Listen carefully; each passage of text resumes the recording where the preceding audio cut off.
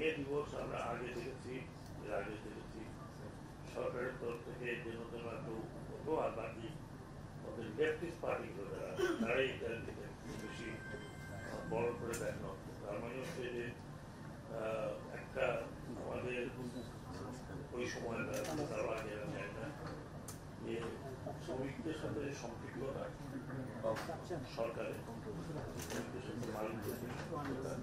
সেখানে বেশ গ্যাপ ছিল, এখন আছে। এই গ্যাপটা আমরা এই পিরিয়ডটা কমাতে হচ্ছে। আপনারা জানেন যে আমি এর মধ্যে অনেকগুলো স্টেপ নিয়েছি। আমি মনে করি যে 99% শ্রমিকদের পক্ষে কথাগুলো বলেছি, স্টেপগুলো শ্রমিকদের পক্ষেই আছে। এখানে অনেক ভালো ভালো মালিক আছে, অনেক ভালো ভালো যারা তারা তাহলে আমাদের দেশের শিল্প আলাদা সবাই একরকম না। কিন্তু আমি এখন দেখছি কিছু কিছু জায়গা আছে তাদের পারপাসই মনে হলো যে এতে কিছু করে টাকা পয়সা নেওয়া, টাকা পয়সা বাইরে করা। আমরা শ্রমিকরা অনেক কিছু করতে পারি এখন, আগে অল্প সময় এত করার সম্ভব না। যেমন তাদের স্বাস্থ্যগত বিষয়টা, তাদের আবাসিক এলাকার বিষয়টা, যেগুলো হওয়া উচিত সেগুলো আমাদের আমরা করতে পারিনি। আমরা প্রসেসে আছি।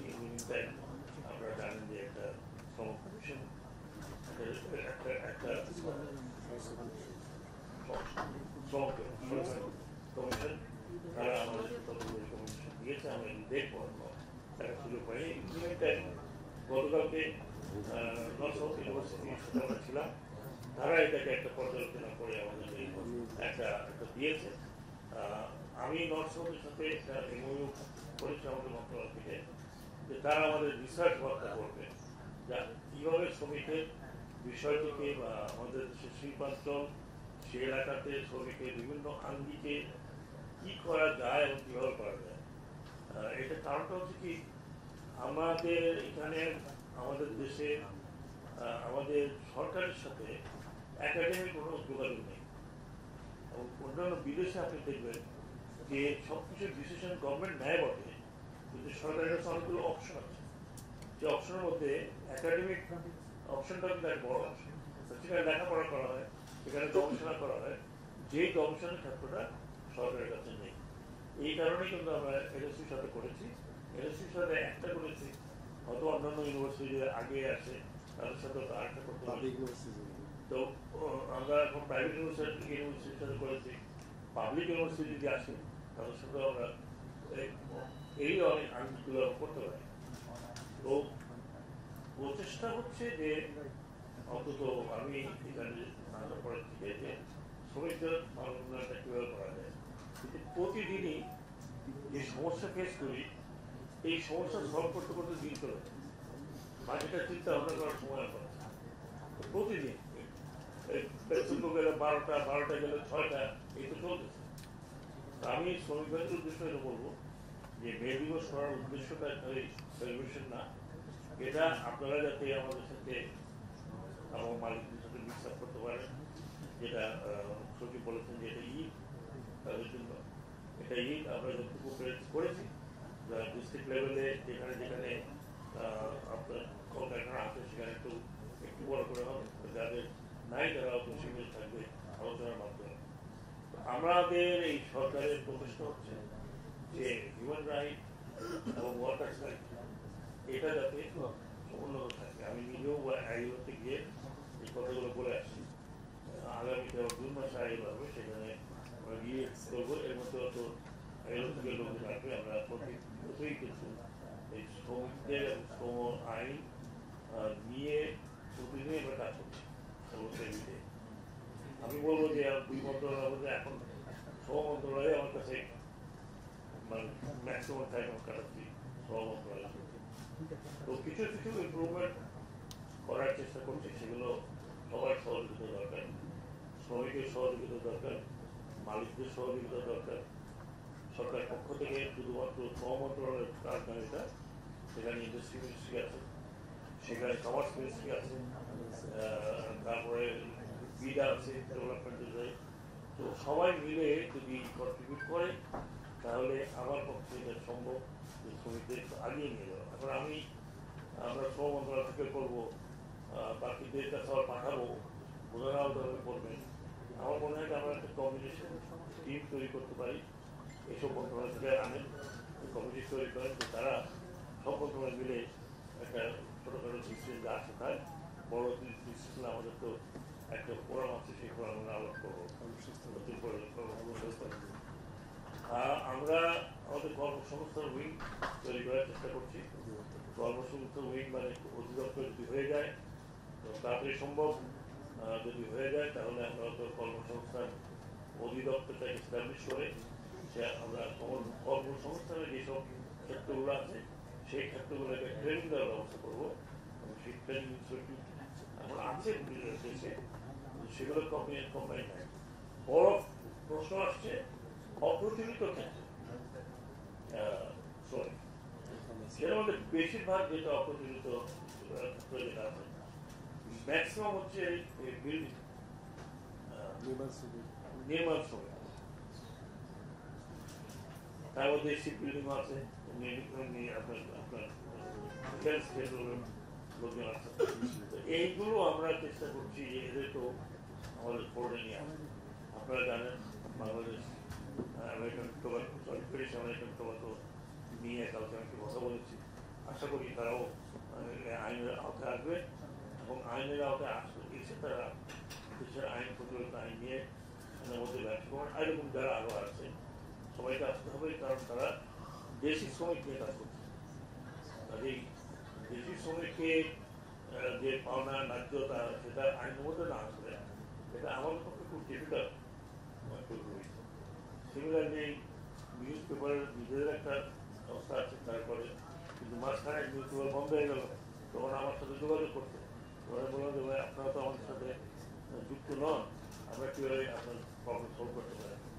এগুলো অনেক বিষয় আছে, আমরা সবার সাথে আলোচনা করে যারা যারা যুক্ত করা দরকার তাদের যুক্ত করতে, বিশেষ করে শিল্প ইত্যাদি আছে, নতুন ইস্যু আসছে, গৃহ শ্রমিক সেটাও আমরা দেখছি। মানে অনেক শ্রমিক সংগঠন বলতে বা মানে এক্সপার্টেশন এত বড় যে আমি জানি না গত 15 বছর 20 বছর 30 বছর এই মন্ত্রণালয় কি কাজ করেছে, এইগুলো কেন বাইরে হয়ে, এগুলো নিয়ে কেন আলোচনা হয়, এগুলো নিয়ে কেন চিন্তা হয়। তো এখন সবকিছু একসাথে আসলে যেটাকে বলে অ্যাভালান্স, অ্যাভালান্স যদি একবারে আসে আমাদের পক্ষে ঠেকানো খুব ডিফিকাল্ট। যেটা এই ভূমিধস বা অ্যাভালান্সের বাংলা তুষার ধস খুবই ডিফিকাল্ট। বলার চেষ্টা করছি আপনাদেরকে, অনুরোধ জানাবো যে আপনারা আমাদেরকে পজিটিভলি বলুন। নেগেটিভিটি তো বহু আছে, নেগেটিভ নিউজ করতে গেলে আপনি যে কোনো পজিটিভ নিউজকে নেগেটিভ করতে পারেন, এগুলো আপনাদের ট্রেনিং আছে। আমি আশা করি যে আপনারা পজিটিভলি বিশেষ করে ডিক্লেয়ার করবেন যে এই সরকার এবং শ্রম মন্ত্রণালয় আমরা আপনার চেষ্টা করছি যে শ্রমিকের উন্নতিটা হয়। এখন তো খালি তার ডেইলি তার বেতন নিয়ে বেতনের মধ্যে পড়ে আছে, এর জন্য শেষই হচ্ছে না। 2টা-4টা হয়, নতুন নতুন প্রসঙ্গ আছে। গ্যাস সংকট, গ্যাস তিতাস গ্যাস পাওনা না পেয়ে তারা সংযোগ কাটছে, এই ধরনের গুলো আমাদের আছে। হয়ে আছে, এটা আমার ব্যাপার না, তো জ্বালানি মন্ত্রণালয়ের কাছে যাও আসে বলে শ্রম মন্ত্রণালয় কিছু হইলে শ্রম মন্ত্রণালয়। আমি আশা করবো যে যার রোল প্লে করবে আমরা কাজটা করবো। আমি একটা কমিটি তৈরি করার চেষ্টা করছি এবং সেই কমিটির মাধ্যমে রেগুলার আমরা একটা কমিটি করি, এই ধরনের আর্থ মন্ত্রণালয়ের বিষয়গুলো দেখা হচ্ছে। আমরা ছোটবেলা থেকে দেখেছি একটা স্লোগান ছিল, বিশেষ করে সোশ্যালিস্ট এবং লেফটিস্ট, দুনিয়ার মজুর এক হোক, এবং একটা হাতুড়ি ছিল। আমরা আমার কাছে মনে হতো দুনিয়ার মধ্যে এক হয়ে হাতুড়ি দিয়ে ইন্ডাস্ট্রি করবো। আমরা সেই স্লোগান সেটা হয়তো চলে এসে অনেকে আমার উপরে আগতেও পারে, যারা লেফট করে না কোনো। দুনিয়ার মজদুর এক হও না, আমরা বলবো দুনিয়ার মজদুর মালিক এক হয়। সে আমাদের স্লোগান হচ্ছে শ্রমিক মালিক এক হয়ে করবো এদেশ নতুন করে। শ্রমিক মালিক যদি এক না হয় তাহলে মজদুর এক হলে তো এটা একটা মানবিক বিষয় হচ্ছে, রায়তের ব্যাপার। সেটা ছিল। আমরা যখন ছোট ছিলাম আমাদেরও ধরেন লেফটিস্ট একটা ভাব, হ্যাঁ, সোশ্যালিস্ট ভাবে আমরাও দুনিয়ার মজদুর এক পর্বের স্লোগান দিয়েছি। বাট দুনিয়ার মজদুর এক হতে হবে, যারা এমপ্লয়ার তাদের কিন্তু এক হতে হবে। আমি আশা করি আমাদের স্লোগানটা হয়তো সবাই অ্যাকসেপ্ট করবেন। শ্রমিক মালিক এক হয়ে বলবো এদের, এবং এটা আমাদের চিফ অ্যাডভাইজার অনেকগুলো অসুবিধা করেছে। আমাদের একটা খুবই 21st সেঞ্চুরি স্লোগান শ্রমিক মালিকদের। আমরা মালিকদের বিপক্ষে, আমরা শ্রমিকের বিপক্ষে, আমরা চাই both sit together and discuss তাদের ইস্যুগুলো। এবং একজন মালিক, ভালো মালিক শ্রমিককে সন্তানের মতো দেয়। আর এখানে তো অনেক গার্মেন্ট আছে, অনেক তো গার্মেন্ট, বিশেষ করে গার্মেন্ট কলেজের মধ্যে এখানে সমস্যাটা বেশি। অনেক গার্মেন্ট আছে, কয়টা গার্মেন্ট সমস্যা আছে, ম্যাক্সিমাম কাজ করছে, ম্যাক্সিমাম ভালো কাজ করছে, তাদের শ্রমিকরা সব কিছু। তো আশা করি এইটুকুই। আপনাদের পাশে ধন্যবাদ। যদি কারো প্রশ্ন থাকে করতে পারে।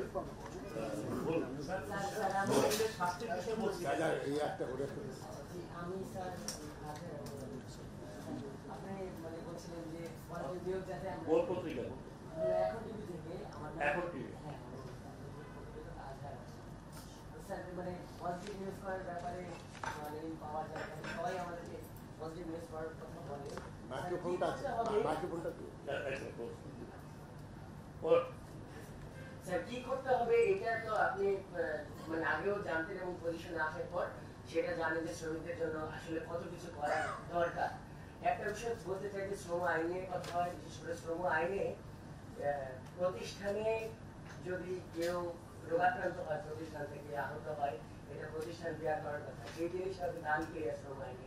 সো এই আইন সহ আরো যে অনেক বিষয় আছে, আপনি বললেন যে সংবাদকর্মীরা এই যে শ্রম আইনের মধ্যে পড়ে না, এগুলোর ব্যাপারে আপনারা কি পদক্ষেপ নিয়েছেন? শোনেন, আমি তো জোর করে বলতে পারবো না সংবাদকর্মীরা এই আইনের মধ্যে আসতে হবে। আমাদের তথ্য মন্ত্রণালয়ের সাথে আলাপ করতে হবে, যেহেতু তথ্য মন্ত্রণালয় আছে,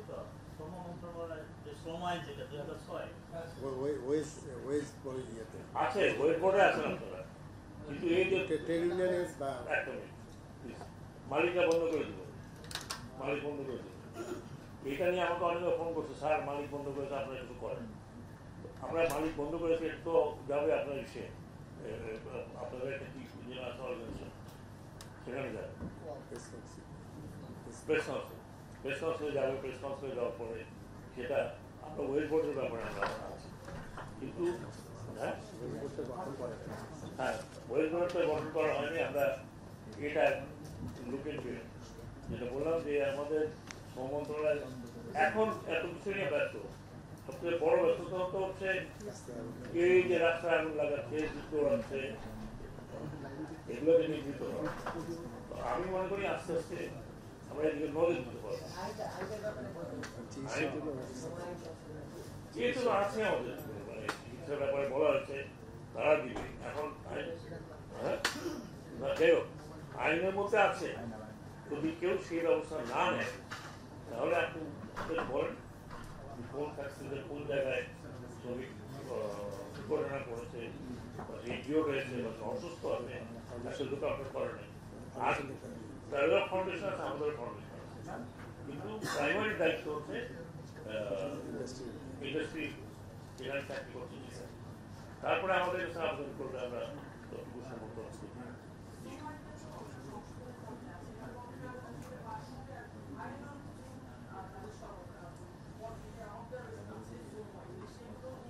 সেগুলো নিয়ে কথা হচ্ছে, সেগুলো নিয়ে কাজ চলছে। কি আসছে সেটা বলতে গেলে আমাকে এখন বলবো রাত 8টা পর্যন্ত হবে না, ওটা থেকে এখন বলা যাবে না। এখন মেয়ে দিয়ে নিয়ে কথা বলি, এগুলো সব ইয়াসমিন জানে, ও মানে ওটাই আর কি। কালকে একটা বছরে 1 ঘন্টা কথা বলি, এই বছরে হবে নাগাদ এটা দেখতে থাকো। সব বলে দিলে তো আর নিউজ হবে না। শাস্তির বিষয়টা বলছিলেন, যে স্বাস্থ্যের বিষয়টা বলছিলেন যে স্বাস্থ্যটা এখন আমরা নিশ্চিত করতে পারি না, আসলে কি বুঝতে পারবেন যে ভাই শ্রমিকদের যে স্বাস্থ্যের বিষয়টা বলছি স্বাস্থ্য সুরক্ষা আমরা অলরেডি কি ধরনের দিবেন একটু শোনেন, স্বাস্থ্য সুরক্ষার অনেক বিষয় আছে। তার যেটা বললেন আপনি প্রশ্ন করে সেই প্রশ্ন উত্তর যেটা বললেন।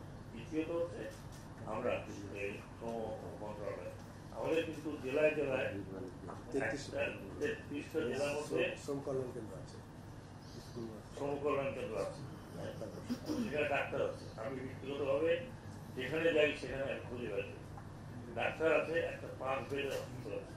এটাকে আমি বলেছি আরো এক্সপানশন করবো। শুধু 33 না, আপনার আছে 67টা ডিস্ট্রিক্ট, 64 ডিস্ট্রিক্ট। প্রতিটি ডিস্ট্রিক্টে আমাদের অফিস, এখন ডিস্ট্রিক্ট খুঁজে খুঁজে বের করছে কোথায় কলকারখানা আছে কোথায় নাই। শুধু তো কলকারখানা নেই, এখন তো এক্সপানশনের অনেক বিষয় হচ্ছে।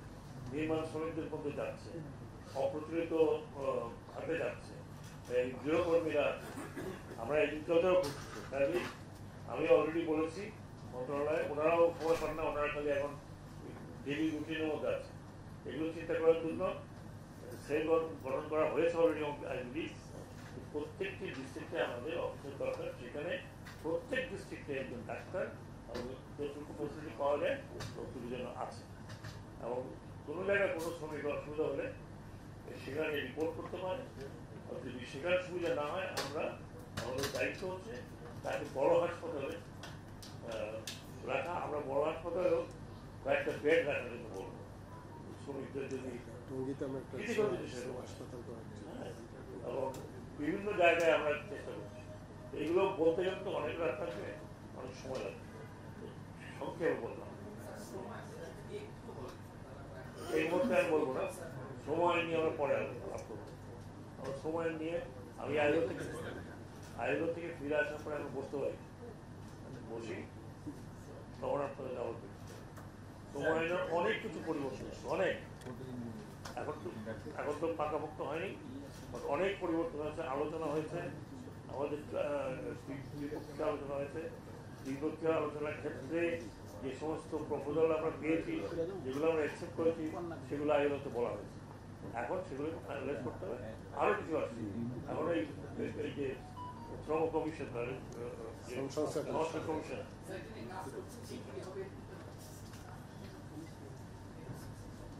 শিগগিরই বলতে তো অনেক সময়, 5 বছরও হতে পারে। শিগগিরই আমরা অন ট্র্যাক আছি। আমরা এটা সচিব মহোদয় বলছিল ওনারা কাজ করতেছে, দেখা যায়। স্যার, আমার একটা প্রশ্ন ছিল। আমি শোনেন, কোনো জিনিসের টাইম লাইন দিতে হবে। বাংলাদেশ এই কিছু আমি টাইম লাইন দেবো আরেকজন সচিব।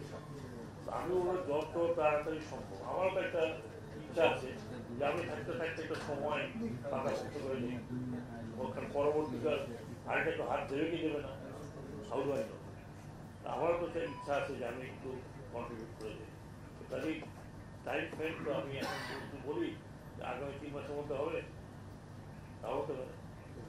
আপনার সচিব একটা টাইমলাইন দিয়েছিলেন, ওটা আমার নভেম্বরে আইএলও থেকে ফিরে এসে বলেছিলেন যে মার্চের মধ্যে। হ্যাঁ, তাহলে আপনি জানেন, তাহলে আবার জিজ্ঞেস করেন দাও মার্চ মাসে কোন মাস? নো, নট দিস মাস, নেক্সট মাস।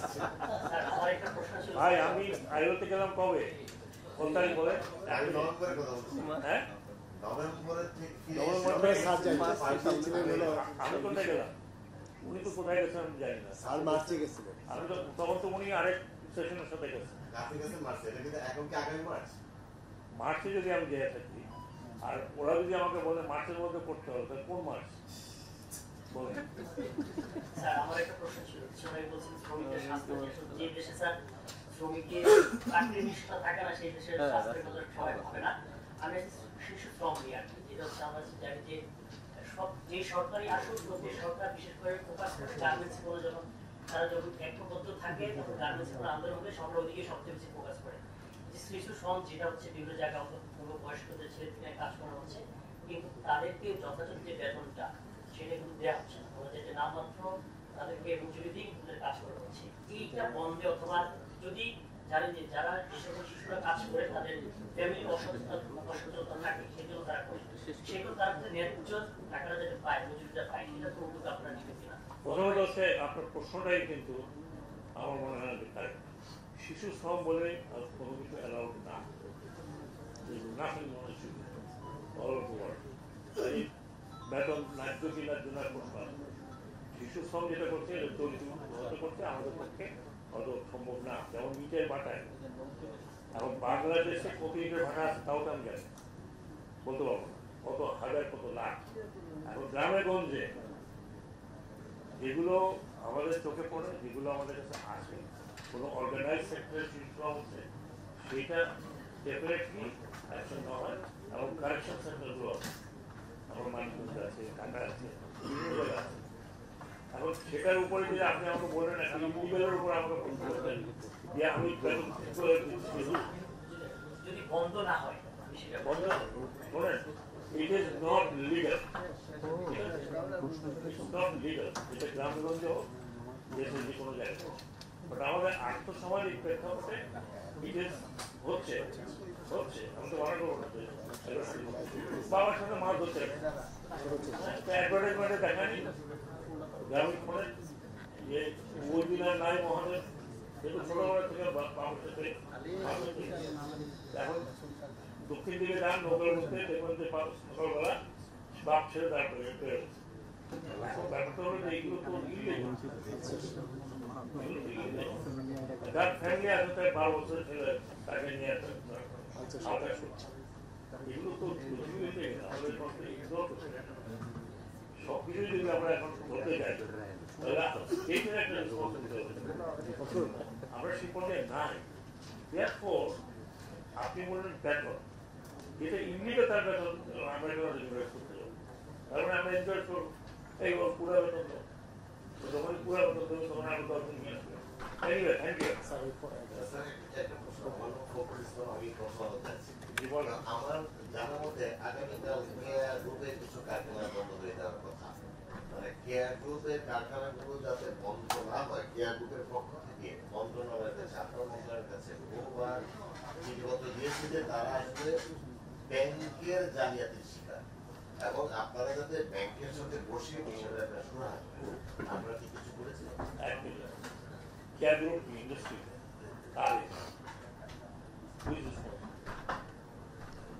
আগে আপনাকে জিজ্ঞেস করি, আপনি আমাকে উত্তর দেন। কেয়ার গ্রুপ ইন্ডাস্ট্রি হুইজ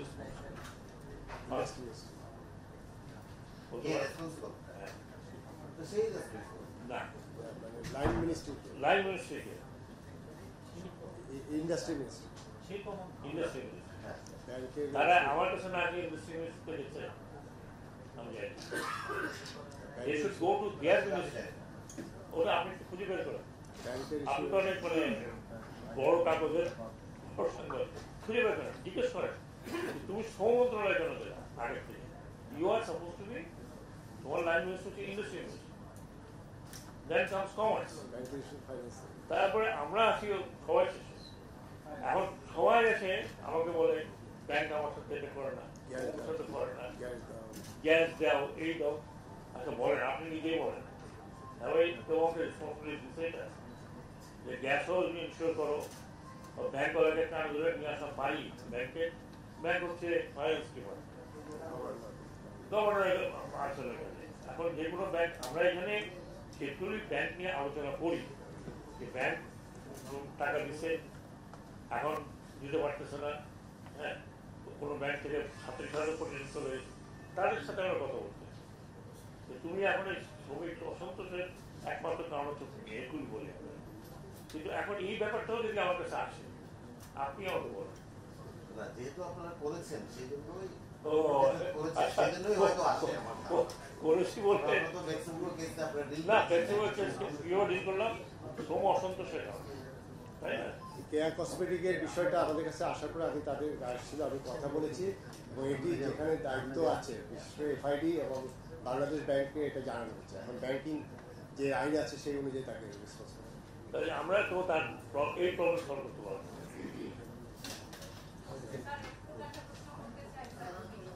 হ্যাঁ শিওর,